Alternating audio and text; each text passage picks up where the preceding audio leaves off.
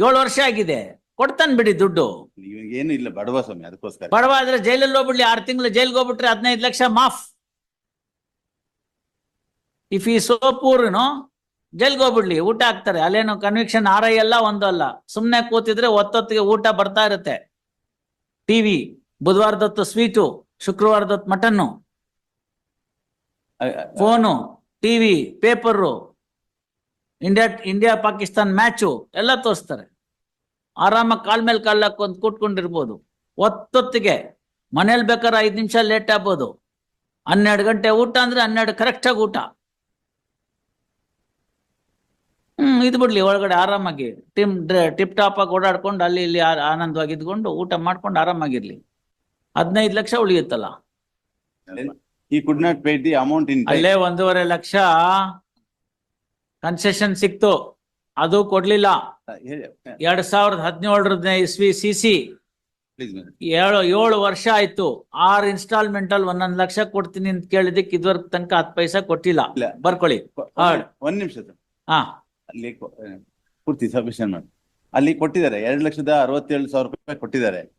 ಇನ್ನು ಬ್ಯಾಲೆನ್ಸ್ ಇರೋದು 3 ಲಕ್ಷ ಚಿಲ್ಲರೆ. ಅಲ್ಲಿ ಏನ್ ಮಾಡಿದ್ದಾರೆ ಅಂತ ಹೇಳಿದ್ರೆ, ಜಾಯಿಂಟ್ ಮೆಮೊ ಹಾಕಿ ಅವರು ಅಮೌಂಟ್ ಕಟ್ಲಿಲ್ವಲ್ಲ, ಅದಕ್ಕೋಸ್ಕರ file the memo, he has not completed the joint memo. That is why court should proceed with the case.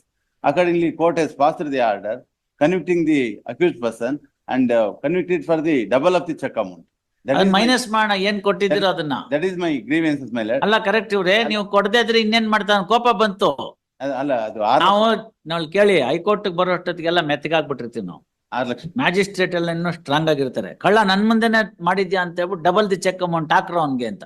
ಇಲ್ಲ, ಅಲ್ಲಿ ಬಿಸಿ ರಕ್ತದ ಹುಡುಗರು, ಅವರು ಹುಡುಗಿರು, ಮದರ್ ಹುಷಾರಿರ್ಲಿಲ್ಲ, ಅದಕ್ಕೋಸ್ಕರ ಆತರ ಇನ್ಕರೆಂಟ್ ಆಯ್ತು. ಆಮೇಲೆ 2,63,000 ರೂಪಾಯಿ ಕೊಟ್ಟಿದ್ದಾರೆ ಸರ್. 2,63,000 ರೂಪಾಯಿ ಕೊಟ್ಟಿದ್ರೆ ಅದನ್ನ ಮೈನಸ್ ಮಾಡ್ಲಿ, ಅದು ಇದ್ ಮಾಡ್ತಾರೆ ಅಷ್ಟೇ. ಅದನ್ನ ಮೈನಸ್ ಮಾಡಕ್ ನಿಮ್ಮ ಹತ್ರ ಪ್ರೂಫ್ ಇರುತ್ತೆ, ಮೈನಸ್ ಮಾಡ್ತಾರೆ ಅಷ್ಟೇ. already deposited before the court. ಅದನ್ನು ಒಂದು ಅಬ್ಸರ್ವ್ ಮಾಡ್ತೀನಿ. That will be given deduction too. What is my submission, my lord? As per the joint, ಅದನ್ನು ಒಂದು ಅಬ್ಸರ್ವ್ ಮಾಡ್ತೀನಿ sir. as per the joint memo filed by the petitioner and the no, ಅದನ್ನ ತಿರ್ಗಾ ಮಾಡೋ ಪ್ರಶ್ನೆ ಬರಲ್ಲ. complainant, my lord. No, that will not be looked into. ಬರ್ಕೊಳ್ಳಿ. Hard. ಒಂದು submission, double of the cheque amount ಮಾಡಿದ್ದಾರೆ, ಅದನ್ನ ಸ್ವಲ್ಪ ಇದು ಮಾಡ್ಬೋದು. ಏನ್ ಮಾಡಕ್ಕಾಗತ್ತೆ? ಒಳ್ಳೆ ಚೆನ್ನಾಗಾಯ್ತಲ್ಲ. ನೀವು ಕೊಟ್ಟಿಲ್ವಲ್ಲ ದುಡ್ಡು. ಈಗ ಅಲ್ಲ, ನಾನು ಏನು ಕೊಡದೆಲ್ಲ ಹೋಗಿದ್ರೆ of course it is my mistake, but I paid 75% of the amount, my lord, as per the not 75%. 50% of the amount, my lord. No, not even 50%. 2 lakhs. Not even 50% ಸರ್. 6 ಲಕ್ಷ ರೂಪಾಯಿಗೆ ಸೆಟಲ್ಮೆಂಟ್ ಆಗಿದ್ರೆ 262 50% ಅಂತ ಇಲ್ಲಿ ಯಾರು ಹೇಳ್ತಾರೆ ಕೇಳಿ. 3 lakhs ಕೊಡ್ಬೇಕಾಯ್ತು ಅದ್ರಲ್ಲೊಂದು. ಮತ್ತೆ ನಿಮ್ಗೂ ಗೊತ್ತಿದೆಯಲ್ಲ, ನಿಮ್ಗೆ ಗೊತ್ತಿದೆ ಅದು 50% ಅಲ್ಲ ಅಂತ.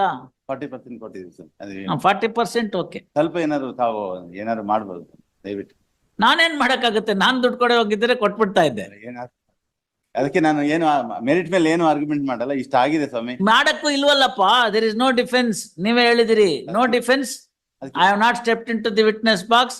ಚೆಕ್ ಅಮೌಂಟ್ ಕೋರ್ಟ್ ಕೊಟ್ಟಂತ ನಂಬಿಕೆನೆ ನಾನು ಹಾಳು ಮಾಡಿದವನು. ನಾನು ಯಾವ್ದಕ್ಕೂ ನಾಲಾಯಕ್ಕೂ ನಿರುಪಯೋಗಿ ಅಂತ ನೀವ್ ಹೇಳ್ಬಿಟ್ಟಿದ್ರಿ.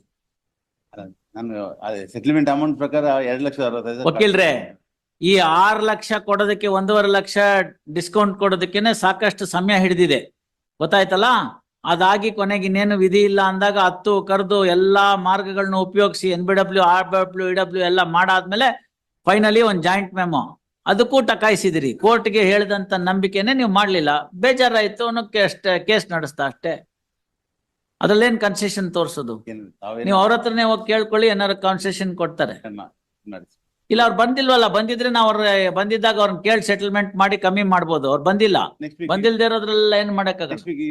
No, next week keep them present before the court, ಮೇಲೆ ಏನೋ ಸೆಟಲ್ಮೆಂಟ್. ಯಾಕೆಂದ್ರೆ ತುಂಬಾ ಹಾರ್ಶ್ ಆಗಿಬಿಟ್ಟಿದೆ. ಆಗ್ಬೇಕು. People will realise. ನೋಡಿ, please understand, people will realise the rigours of law when only they are put, not otherwise.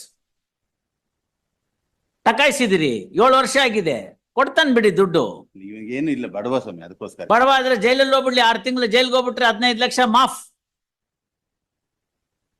If ಈ so ಪೂರ್ನು ಜೈಲ್ಗೆ ಹೋಗ್ಬಿಡ್ಲಿ, ಊಟ ಹಾಕ್ತಾರೆ. ಅಲ್ಲೇನು ಕನ್ವಿಕ್ಷನ್ RI ಅಲ್ಲ, ಒಂದು ಅಲ್ಲ.